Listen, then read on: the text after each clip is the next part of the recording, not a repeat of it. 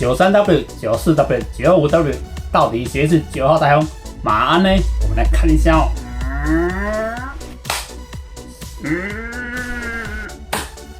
不能再拉下去就地图不完整了。不过还是要拉看看。来看这个地球，这个地球就是有地图不完整的困扰，但是这里包含着93、94、95哦。现在95啊，逐渐接近台湾当中啊，它在菲律宾海啊，持续向西北方向移动啊。不过它所带动的93W 已经从它的尾巴过来呀。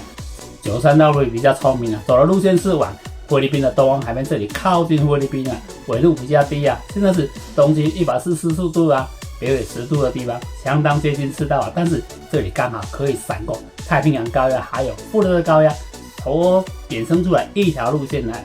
前面有95W 打先锋啊，因此它跟随着95W 的脚步慢慢挤上来，就有可能形成台风胚胎的可能啊。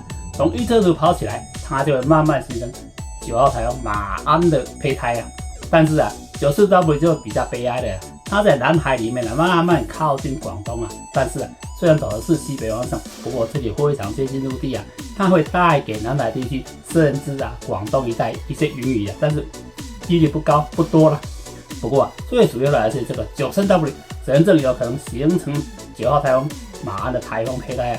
GFS 跟 EG 系统都认为这个93W 有可能形成9号台风马鞍啊。但是啊，这个 GPS 啊，GPS 车的啊，对啊，这个台风系统啊，这个93W 啊，我们把它装一个 GPS， 然后达到台风的境界啊，是不是这样可以呢？如果可以，我们就把它装一个 GPS， 让它导航一下。但是我们看这个 EG 系统啊，认为它会来到台湾附近形成9号台风马鞍啊。但是 GFS 的啊，他会说它会偏东一点，来到日本附近才会形成啊。不过这几天看起来它的样子有点弱啊。不过还是希望93W 真正的形成9号台风马鞍啊，到底如何呢？